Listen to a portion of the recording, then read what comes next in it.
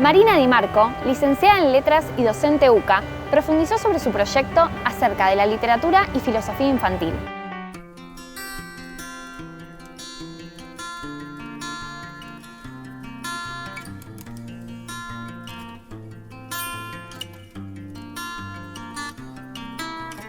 Marina, muchas gracias por acercarte a este espacio de nuestra biblioteca. Por favor, un placer, gracias a ustedes por el interés en el proyecto y en este tema que para mí es fundamental, que tiene que ver con lo que es el ser humano, ¿no? A todos nos gusta que nos cuenten historias también. Bueno, justo estás en la biblioteca de la UCA, ¿no? Estamos haciendo la entrevista en este espacio. Contanos de qué se trata el proyecto y cómo surgió. El proyecto empezó gracias a una persona muy especial, una doctora en filosofía de la Universidad de Padova, Giovanna Mioli, que ahora está como profesora visitante en la UCA y nos trajo esta inquietud de querer hacer un taller de filosofía para niños. Ella le interesaba mucho lo que es el área social, ¿no?, de compromiso social en la UCA, entonces pensó en una actividad que fuera de aprendizaje y servicio, ¿no?, en la cual los propios alumnos de una cátedra universitaria pudieran desarrollar un taller de filosofía para niños presentándolo a niños de un colegio, ¿no? En este caso fue el Colegio Buen Consejo, que es solo de niñas, y en este colegio los alumnos de las cátedras de ética, de psicopedagogía y de mi cátedra, que es la cátedra en la que soy asistente, ¿no?, que es Teoría y Análisis del Discurso Literario 1, de segundo año de letras, pudimos armar ese taller en el cual un poco la idea es contribuir al proceso de formación, ¿no?, de los alumnos, permitiéndoles tener una vinculación social con los contenidos que parecen muy abstractos que ellos están estudiando, ¿no? En el caso de los contenidos filosóficos, éticos, que a veces pueden quedar muy en abstracto como conceptos, y en el caso de teoría y análisis del discurso literario, bueno, un análisis de los textos que es muy de la inmanencia textual en el periodo que a mí me toca enseñar, es decir, nos quedamos solo en el texto, que vemos lo que el texto tiene para decirnos, y es un tipo de análisis que fue muy fructífero a nivel teórico, pero en el cual no se prestaba atención, por ejemplo, a la sociedad, al contexto de la vida del autor, sino a la pura inmanencia textual, a los componentes textuales. Sin embargo, logramos que eso, que parece muy teórico, se bajara a tierra para nuestros alumnos gracias a algo que es ético, es social y es cultural, que es el valor del compartir una lectura. Eso te iba a preguntar justamente. ¿Cómo lo tomaron tus estudiantes cuando le dijiste, mira, vamos a hacer un proyecto en donde lo que vamos a analizar, trabajar y ver, lo vamos a ofrecer y aplicar con chicos? ¿Cuál fue la respuesta? Bueno, porque lo descolocó, me imagino, un poco. Sí, totalmente. Hubo dos reacciones, que es la reacción ante la otredad, ¿no? Ese niño que es algo otro, algo distinto de mí, pero que yo también fui o que puedo conservar dentro. Dos reacciones que son un poco dos caras de una misma moneda, ¿no? El pánico y el entusiasmo, ¿no? El miedo y el entusiasmo que los acompañaban por igual, en mayor o menor medida cada uno, dependiendo de la relación que cada uno tuviera con niños. Había uno que dijo, cuando llegamos al colegio, un muchacho dijo, yo desde que egresé de la secundaria no volví a pisar un colegio. Bueno, pero ellos, si el día de mañana van a ser profesores, o incluso yo soy licenciada pero trabajo en colegios, tienen que tener ese contacto con esa parte institucional también de la educación formal.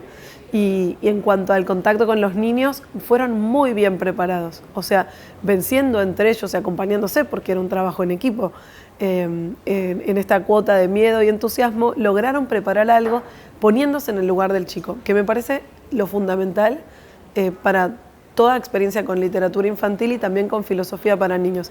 Poder tomar al niño no como un vaso, un continente vacío que yo tengo que llenar, sino como alguien que me puede dar algo también a mí y que puede procesar las cosas de un modo distinto. Se busca estimular hábitos de pensamiento, ¿no? Luis María Pesetti, en el prólogo de un libro de filosofía para niños que es muy interesante, él dice algo así, no cito textualmente, pero dice, no tenemos que preguntarnos, la pregunta no sería ¿cómo hacer para hacer filosofía con niños en la escuela? La pregunta es, ¿cómo hacer para que la escuela no ahogue el instinto filosófico natural que todos los niños llevan dentro? Esas ganas de asombrarse, de preguntar, de indagar acerca de la realidad en sus esencias más puras, que es, en definitiva, el objetivo desde Aristóteles, ¿no?, de la filosofía.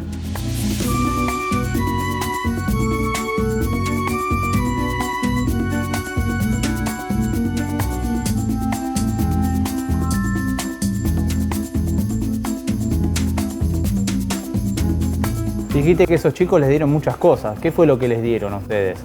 Bueno, creo que la principal ganancia fue una visión de sí mismos como lectores de un modo distinto. Solemos imaginarnos que un lector, imagínate un lector, ¿cómo te lo imaginas? En general tiene anteojos, ¿no? Primero. Pero ¿cómo te lo imaginas además? Te lo imaginas solo, te lo imaginas rodeado de libros, quizás en una biblioteca como esta, te lo imaginas en silencio, ¿no? En un ámbito que a veces puede ser un poco una analogía, hacíamos con mis alumnos de la Torre de Marfil, ¿no? Hay una imagen del poeta, como un mito de que el poeta está en una torre de marfil, y ahí también puede estar el lector, es el que sabe todo, ¿no? El que lee, el que sabe, quizás el modelo borgiano del lector también, pero ellos se encontraron con que ser lector también es compartir la lectura, es ponerle voz a textos que no son propios para entregárselo a los demás y que ese otro a su vez me devuelva, bueno, sus preguntas, sus inquietudes. Hay una construcción colectiva de conocimiento en los talleres de filosofía para niños que yo creo que como diagramamos estos talleres que llegaban a lo filosófico pero partían de lo literario, se revaloriza también esa cuestión que analizaban los teóricos de la inmanencia textual, que es la forma del cuento, cómo está escrito, por qué viene este personaje acá, por qué se desarrolla de esta otra manera y cómo esa estructura, que podría parecer una cáscara de nuez vacía, que después hoy en día se usa para hacer dibujitos, videojuegos, ¿no? Cualquier cosa, en el fondo tiene una trascendencia antropológica, ¿no? Te agrego algo más. Para mí, por lo menos en mi caso, los libros también sirven para transitar emociones y vivencias. Yo tengo 2 nenes chiquitos y cuando nos vamos a dormir, a veces depende de la experiencia del día, que puede haber sido buena o mala, es el libro que eligen porque transmite determinadas sensaciones y también sirve para poner en palabras esa emoción vivida en el día. Totalmente. Bueno, Paul Ricoeur, el hermeneuta, él dice que la lectura la obra se completa recién en el dinamismo de la lectura, ¿no? El autor viene con todo su mundo interno y ese mundo de algún modo se vuelca en el texto y ese texto tiene una configuración, tiene recursos literarios, tiene una estructura, tiene metáforas, tiene comparaciones, tiene imágenes sensoriales. Ahora, ¿cómo se configura ese texto? No es la única forma en la que tiene que ser leído. Entra en un mundo interno que también trae el lector. Y eso los chicos lo traen más a flor de piel a veces que uno, ¿no? Y no tienen ciertos filtros, entonces son capaces de expresar ese mundo interno de manera mucho más explícita y así validan lecturas de la obra que no son contrapuestas al sentido de la obra, sino que lo que hacen es relacionarlas con su propia vida. Y eso es la verdadera lectura, ¿no? Hablamos ya de lo que te dieron los chicos, ¿no? ¿Cuáles fueron los logros y los resultados que ustedes tuvieron con el proyecto? Bien, yo creo que en principio voy a empezar por la negativa porque lo que nos señalaron desde el colegio, tanto los docentes como las chicas, las alumnas del colegio y nuestros alumnos universitarios, fue que les hubiera gustado que fueran más encuentros, porque por cuestiones logísticas, imagínate que yo tengo solo 7 clases en la cátedra, pudimos hacer una sola, hicimos muchos encuentros preparatorios, pero una sola de las clases la pudimos volcar a ir al colegio. Y las nenas dijeron, bueno, nos gustaría que hubiera sido más, porque el objetivo último es desarrollar hábitos de pensamiento, ¿no? Permitir pensar de otro modo, en un pensamiento cuidadoso, creativo, crítico en los niños, en estos talleres de filosofía para niños. Ese es el objetivo de los talleres como los plantea el filósofo norteamericano Matthew Lipman, que es el que inventó el método. Pero nosotras le sumamos la parte de lo literario, ¿no? Y creo que entonces diría que como ganancia, si bien no llegamos a hacer ese desarrollo que necesitaba cierto tiempo de maduración, de generar un hábito de pensamiento, sí pudimos sembrar una pequeña semilla de pensamiento filosófico y decir, miren que esto se puede hacer. Es posible a través de preguntas que ustedes se hacen sobre un texto, que entre todos lleguemos a generar un conocimiento distinto.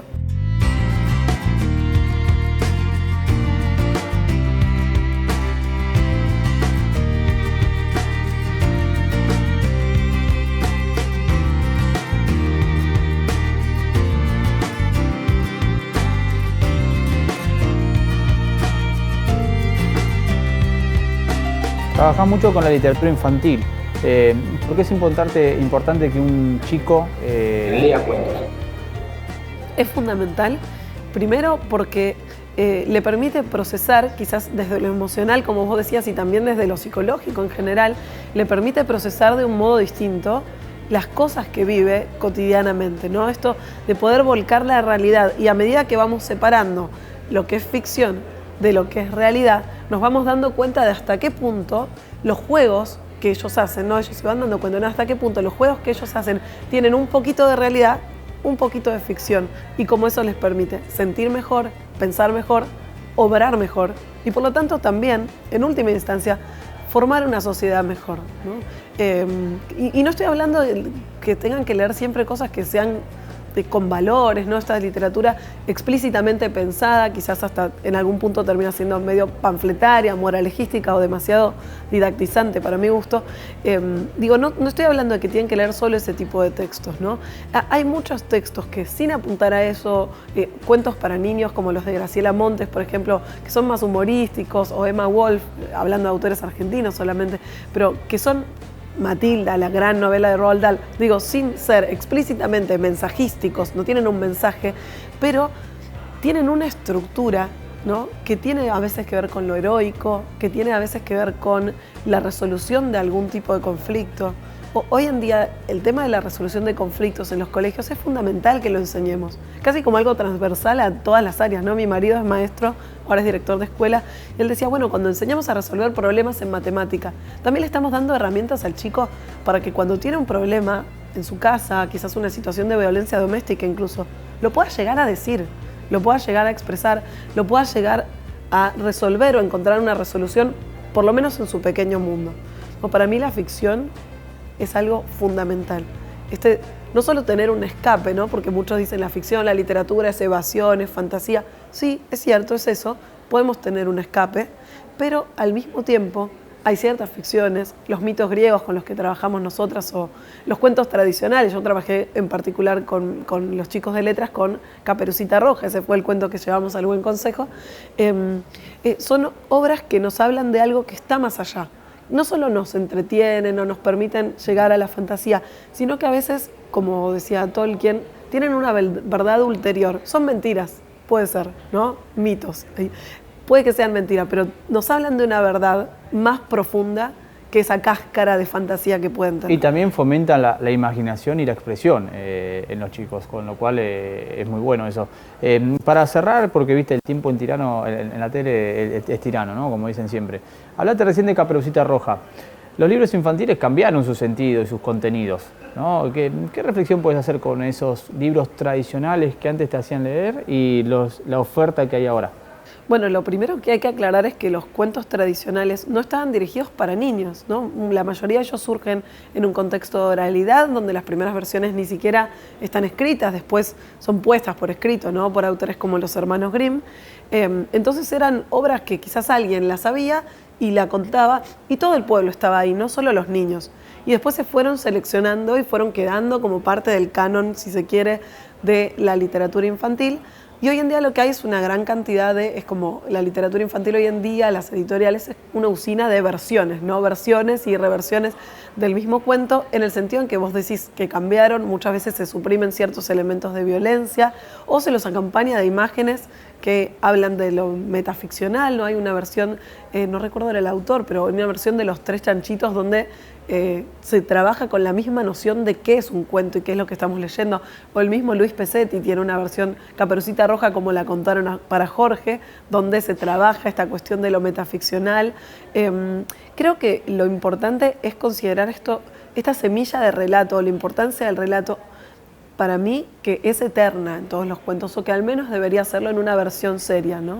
Marina, ¿cuáles son los próximos pasos para este proyecto que empezó? Formamos un equipo con Giovanna Mioli, con la licenciada María Sol Rufinar, que también es de la UCA, en el cual estamos buscando, desarrollar materiales, no poder escribir, para que se puedan replicar actividades semejantes en otros ámbitos, ¿no? Quizás que otros docentes puedan trabajar con aprendizaje y servicio para llevar esta misma experiencia a otros lugares, hablando acerca de lo propio de la filosofía, que sería el desarrollo de hábitos de pensamiento, y también de lo propio que es la literatura, que es respetar la materialidad del texto, ¿no? ¿Por qué esta palabra y no otra? ¿Por qué esta imagen sensorial y no otra?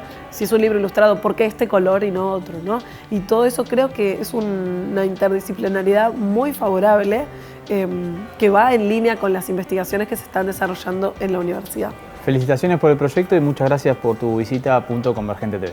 Por favor, un placer. Gracias a vos. Gracias por habernos acompañado en un nuevo programa de Punto Convergente TV. Nos vemos la próxima semana.